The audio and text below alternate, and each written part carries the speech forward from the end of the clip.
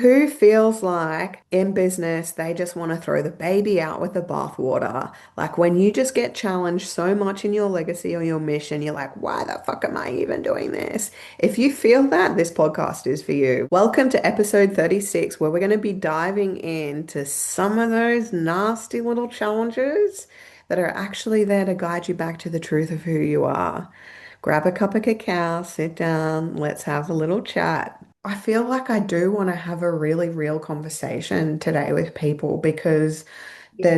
there's all sorts of opinions out there around who I am and what I do.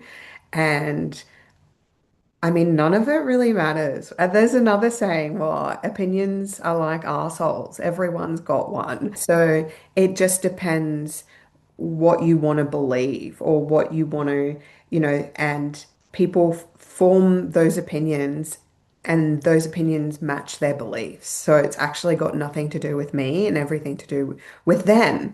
And if I listen to anybody's opinions or I mean, I'll take stock of what's worth paying attention to. I'm not like opposite end of the spectrum, fuck you, I'm going to do what I want, when I want, how I want. I'm like, I'm in response to universe. I'm in response to my legacy. And if something becomes present or relevant for me, I will look at it. But then there's just complete bullshit as well. So I can sift between the bullshit and then what could potentially be true and worth looking at. I think it all comes down to the fact that a legacy,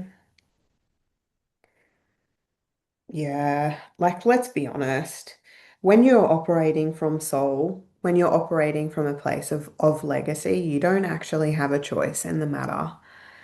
It's something that is you've got a mission on earth. You're here for a purpose. You're here to do something. Yeah. And I don't think I could pinpoint an actual time, a moment in time when I went, oh, this is my legacy, blah, blah, blah, blah, blah. It was more like the more I became the person that I wanted to be, the more I expressed a truth or the truth or truths for me, it started unfolding and unraveling. And I take my legacy more as a feeling rather than a specific doing. It's like when the words were articulated, my legacy, creating a world of liberated prosperity. That's my legacy. That's what Abbey Rose is here for.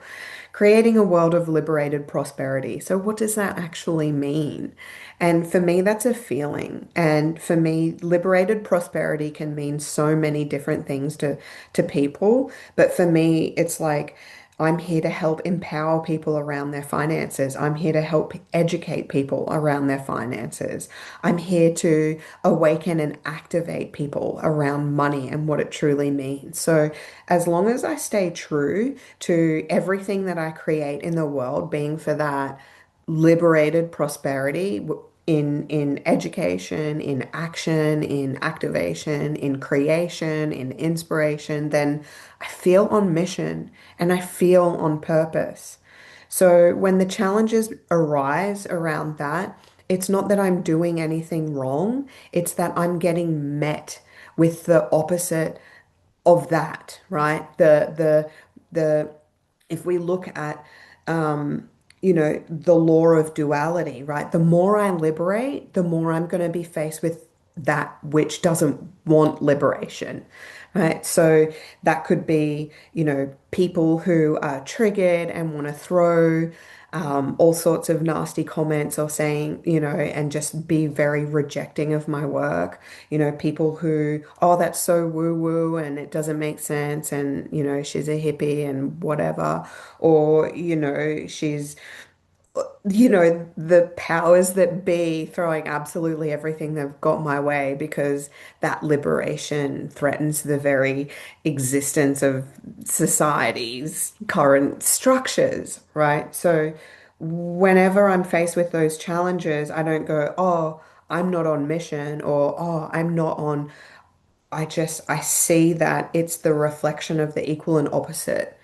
And it's there to catapult into higher truths, into higher light, into higher energy, not to like dim or because believe it or not, the light and the dark are actually working for the same outcome.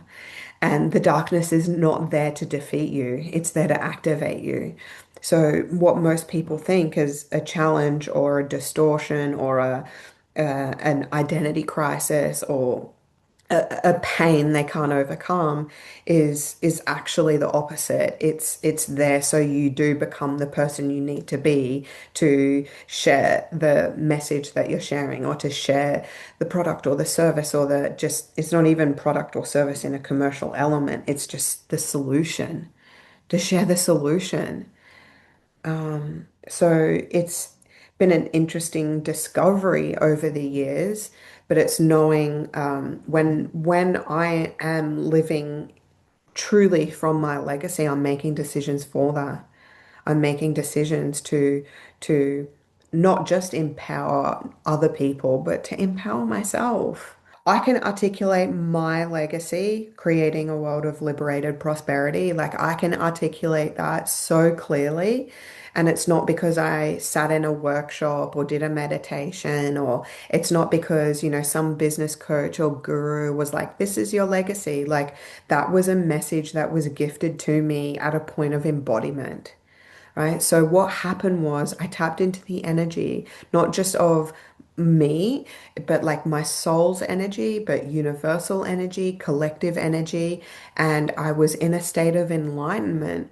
And it was when I started feeling that and articulating that, it was just in this random moment, which actually was when I was driving my car. I don't know if anyone else gets downloads when they drive their car, but I was driving my car and it just landed, right? And it was because I created the space for it to land. I created the space for that soul truth to just reveal itself. And and it just has, for me, that sentence that's for me, right? You don't go on my social media and I don't, articulate that through all like reels and TikToks and stuff. Like for me, it's a personal reminder. It's a personal message is I'm here to help create a world of liberated prosperity. And that's my remembering, right? That's my little activation. I don't need to go and tell everyone and shout it from the rooftops because your legacy doesn't come from the words that you articulate, it comes from the things that you do and who you are. Absolutely, everybody comes coded with a mission. Absolutely. Every single soul on this planet has a mission, has a purpose. It's why we're here. And I think the difference from soul to soul is that some get realized, some get activated, some get, some feel that calling and they want to move forward, and others, they don't. There are some people's mission is to never activate their mission. That's their mission, right? And I feel that a lot of people do put such importance on being a mission soul that, it's not some, I am holier than thou. I am missioned and I'm special. I'm part of the 144,000 or whatever they say, though, like everyone is in their own right, just as divine, just as special, just as important.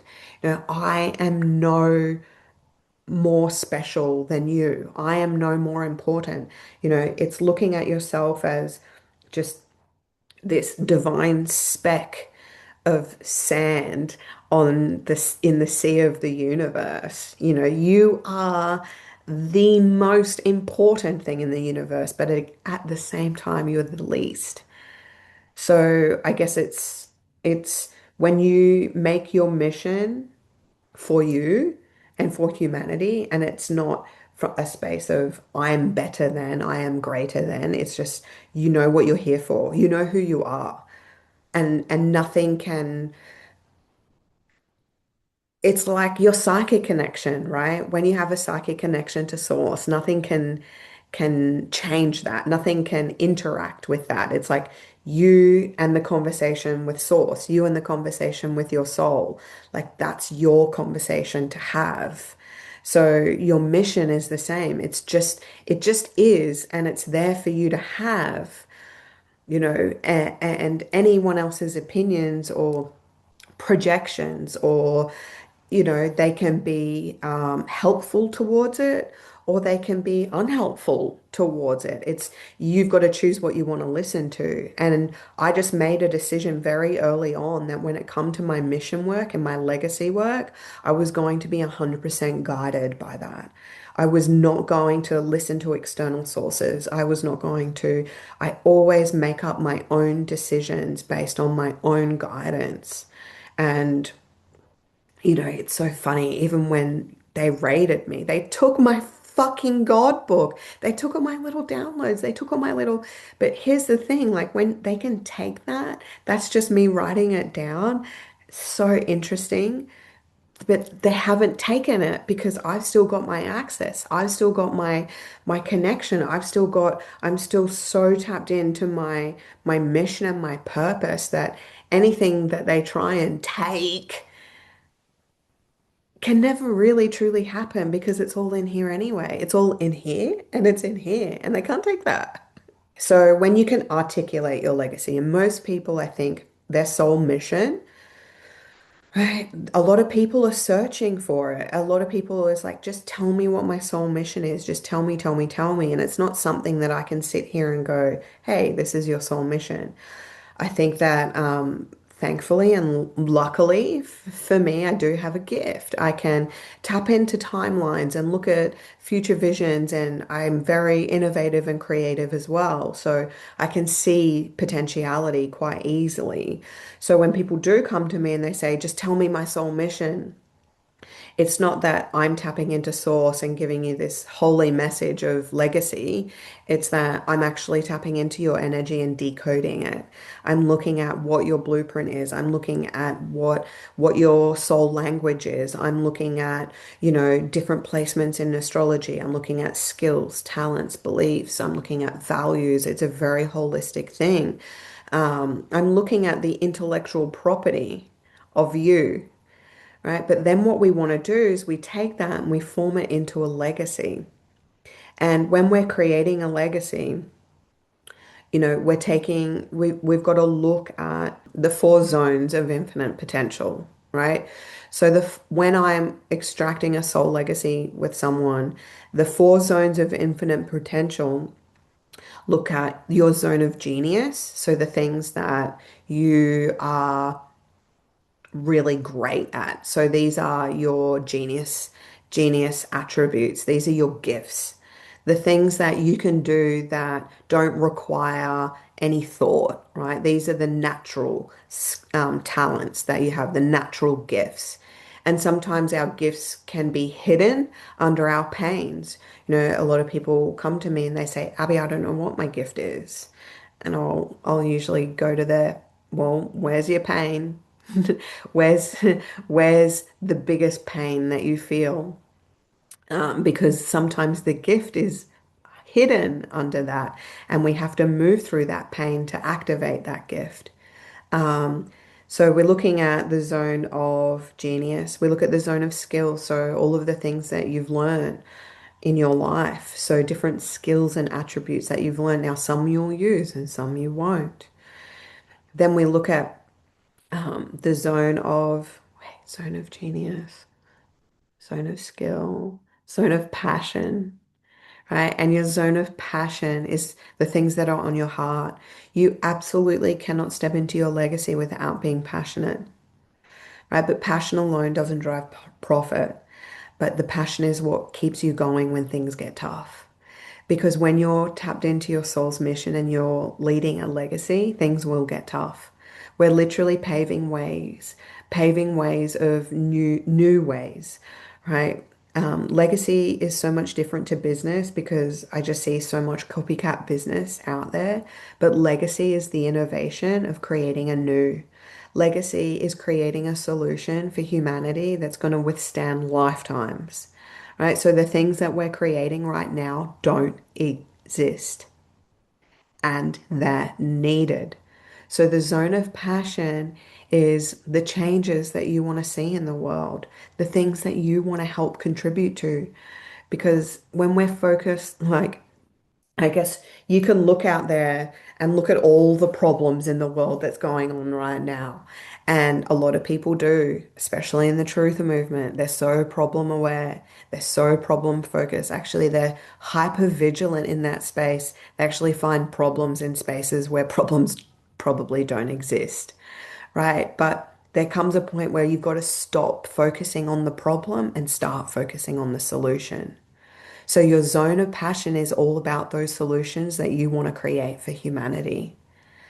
And the passion, when you want to create those solutions and you want to bring them alive, the passions is what gets you through when whatever opposing forces want to reject or oppress those solutions.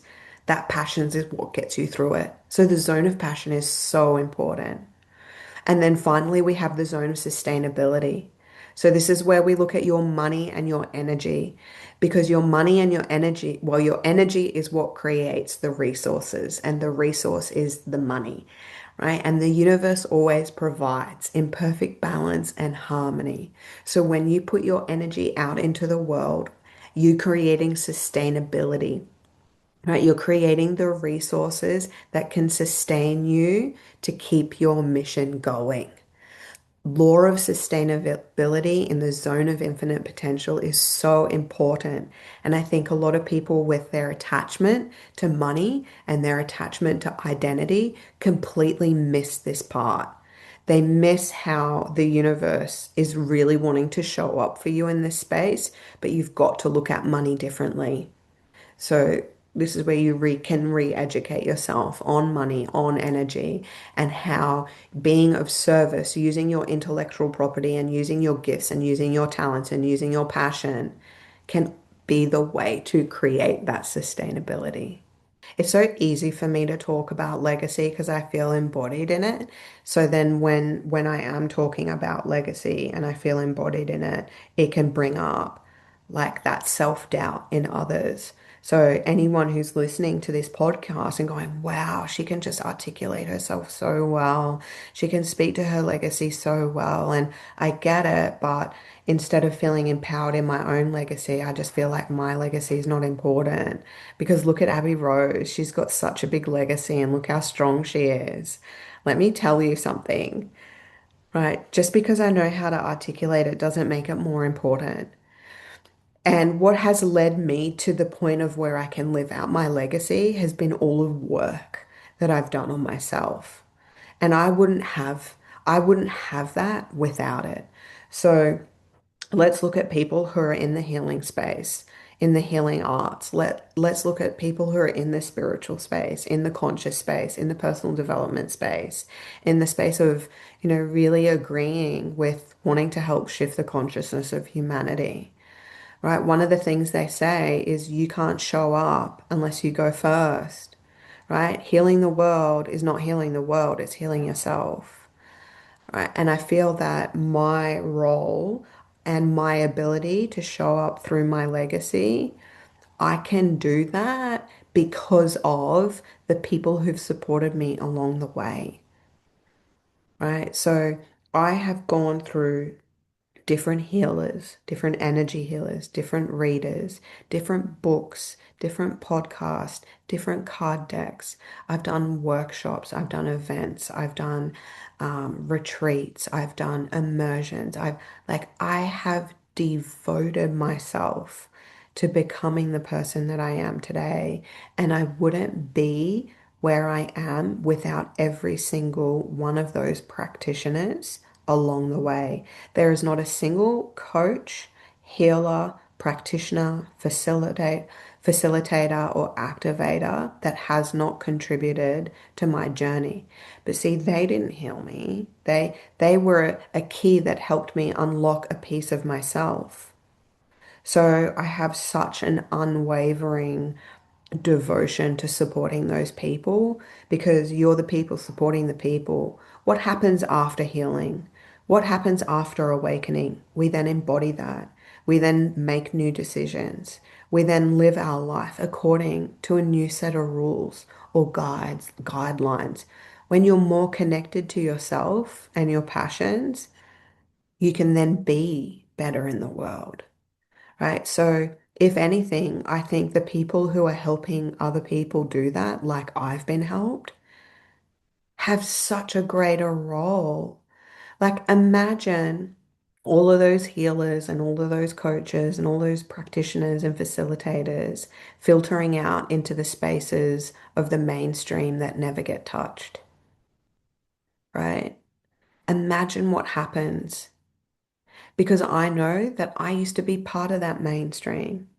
I used to say that I was asleep, but I wasn't asleep. I was just flatlined, right? And I had a traumatic event that like woke me up or like started my frequency moving, had that awakening experience. But it's all of the support along the way that's really helped me tap more into my legacy. So it's kind of like this. It's you need that healing, you need that ascension, you need that guidance, you need that support, and then activate your legacy. Because I don't know, I've spent a lot of time working, you know, in the healing arts myself and working in business myself. And it's like, what comes first, the chicken or the egg? And well, there's people out there who know what their mission is, but they've got some personal work to do, some more confidence to step into, some more power to realize. Or there's people who have that power and have that confidence, but no clue where to direct that energy. So there's no right or wrong. There's no one mission that is more important than another.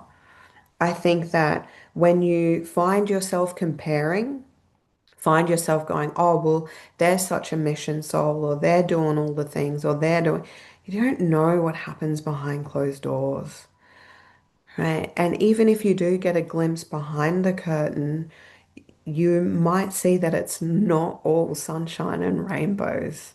I mean, I used to work with a lot of very successful entrepreneurs in the healing art space, and what they were projecting online was far cry from what was happening behind closed doors.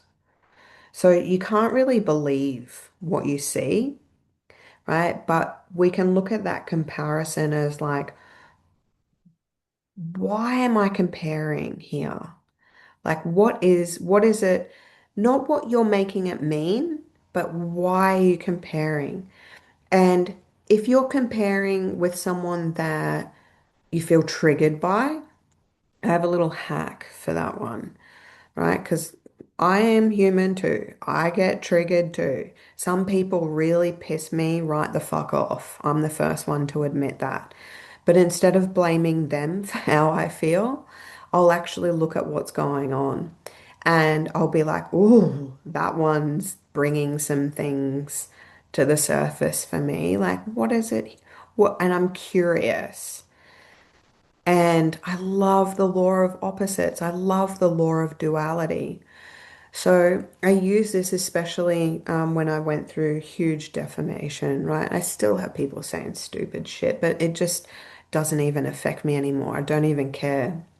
So the thing is, when it would happen, instead of going into it and like making it mean all of these things and then thinking I've got to adjust my behavior and I need to do this differently and I need to do that differently and oh, how can I have everyone love me and no one say anything hateful? Like that in of itself is silly. Instead of all of that and spiraling, I would just go, how can I turn this something? How can I turn this into something empowering? Empowering for me and then empowering for others. So normally when you're in the shit, we don't speak when we're in the thick of it. You wait until you're out the other side and then speak. And then is what you have to say shit canning? Because if it's shit canning, gossiping, bitching, blaming, moaning, wrong, that's the wrong energy. Like you need to move through that before you start speaking to any of it, right? Then once you're out of that, what is the message behind it? How can you turn that into something really empowering for others?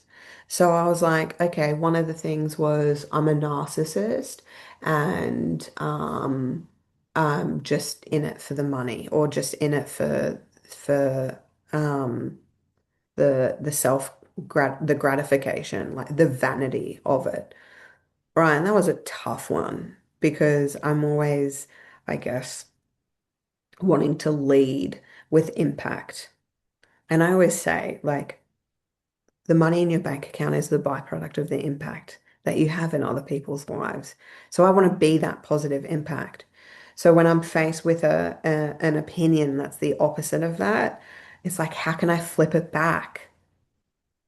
How can I flip it back to, oh, well, when someone is projecting that opinion, most likely they feel inadequate of their own impact, right? So, how can I share something that empowers them to feel adequate for their impact? So you just like it's nearly like instead of saying a lot of people say, oh, they're just projecting their shit, like, and they'll discard it. They're projecting their shit and they'll discard it and say, it's not mine and throw it back, right? That's a really good yeah. Whereas I will go, what is the projection and how can I speak to that in a way that empowers them? So it's like then meeting them back with the energy to counteract what they're so I would also, I guess, this other little hack is if I felt blocked in creativity, I would look for my triggers, right? I felt really well. What am I going to talk about? I don't know what to say. I feel really blocked, or I'm comparing. Okay, well, who am I comparing to? And I'll go straight to the person that at that point in time I feel triggered by online. I'll be like, what are they posting? And I'll go through and I'll look at their post. And then that would conjure. I mean, does this make me a sucker for punishment? Conjure up that triggered feeling. And then I want to experience that to find the gold, to find the nugget in it, to find they're not triggering me because it's a bad thing. They're triggering me because there's something inside of me that wants to be expressed. It's unexpressed. And I'm not going to project all my shit over everyone else. I'm going to find that expression and deliver it. So in the comparison, it's like there's this part of you for your mission, for your soul's mission that just wants to be expressed. Instead of looking for it in everyone else or everything else, find it in you. But you're gonna have like a shortcut way to the gold is through the pain, unfortunately. It'd be stupid for me to say that everyone's legacy is like meant to be the same size, right? Size actually doesn't matter, right? The size of someone's legacy, how can you even quantify? So the level of impact that someone has, can you really quantify it? Can you put a number, whether it's dollar, whether, there's some people that say, I'm here to impact 1 million mums, we're going to work out and have happy, healthy mums, right? How can you That's a really great goal to work towards, right?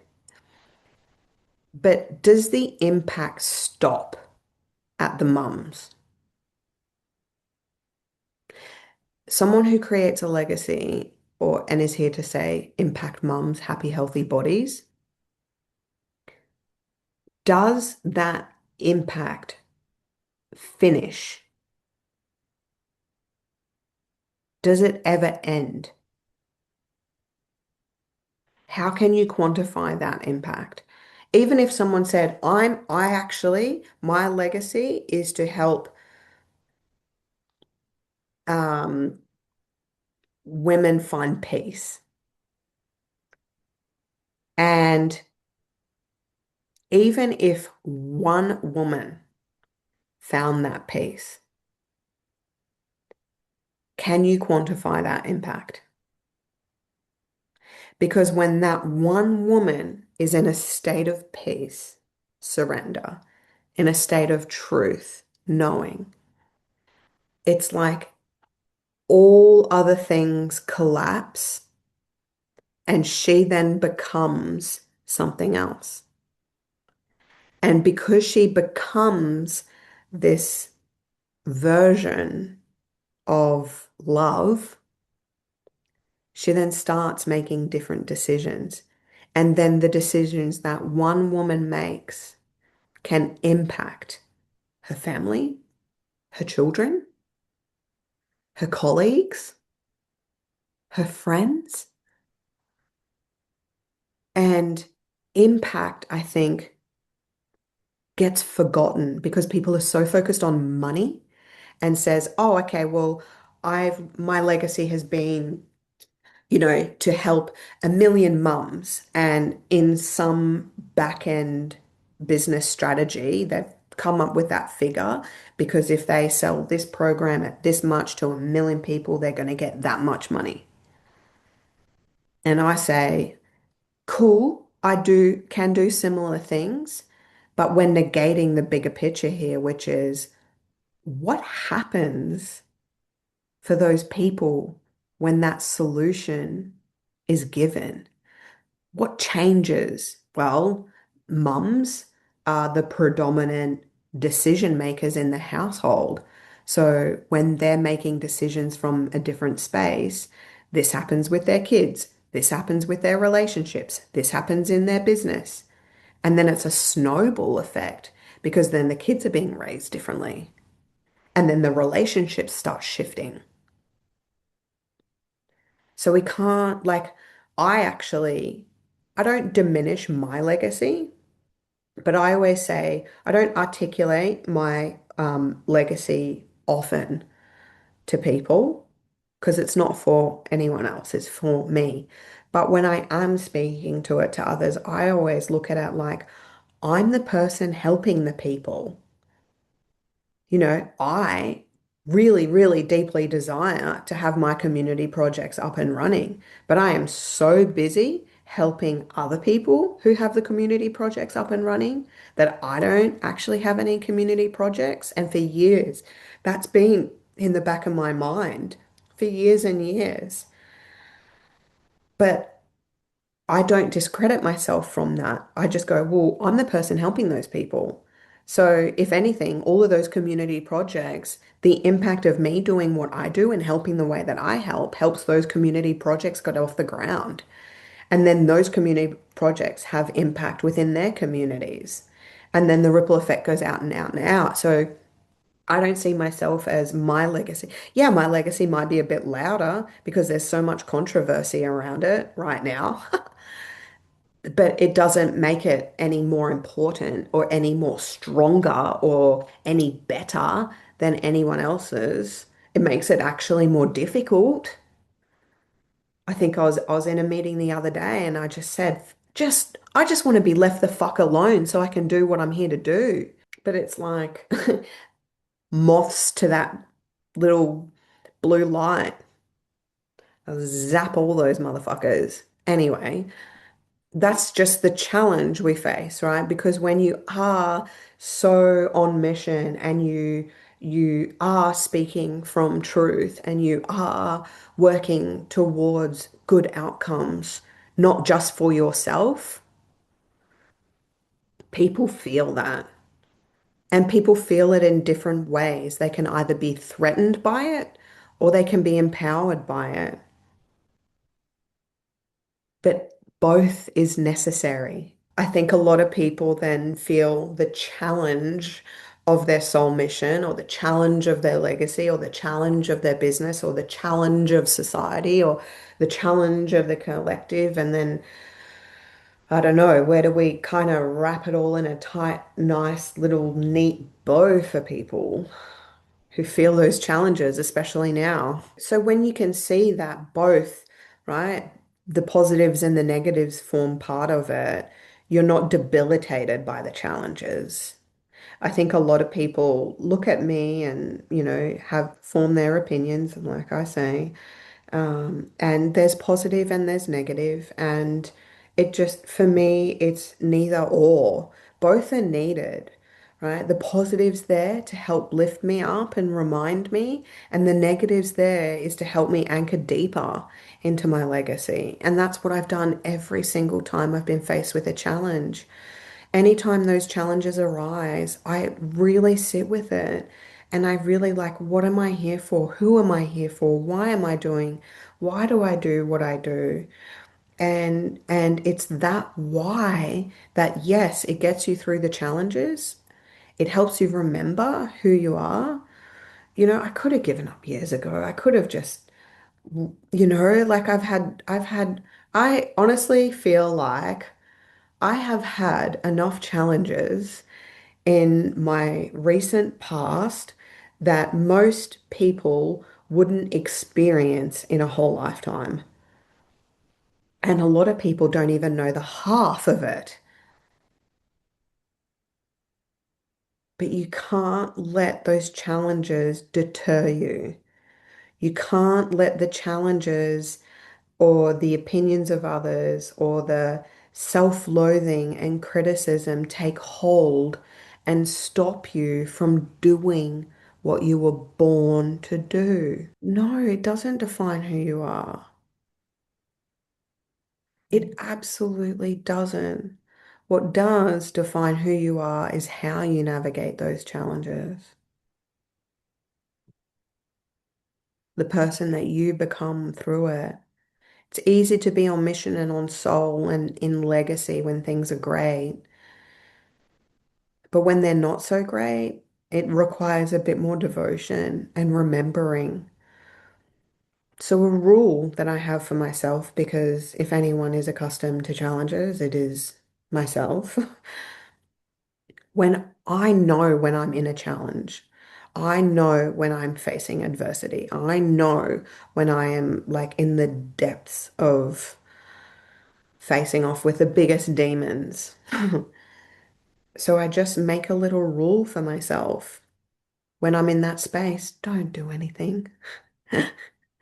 Don't do anything. You just need to move through this, feel what you need to feel, come out the other side, and then you can start making decisions.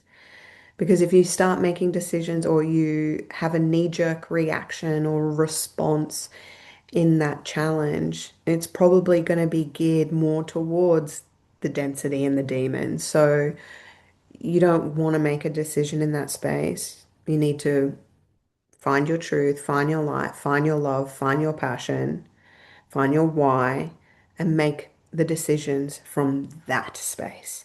Thank you for tuning in to today's episode. Comment below if you love the episode. Comment below any questions if you'd like me to address them. You can also join me over in the Untethered Facebook group for more. I have my Innovators Immersion coming up. February's booked out. The next one is in April. But if you'd love to anchor your legacy and move from a space of soul mission, I'm your girl. Thanks for tuning in. Until next time.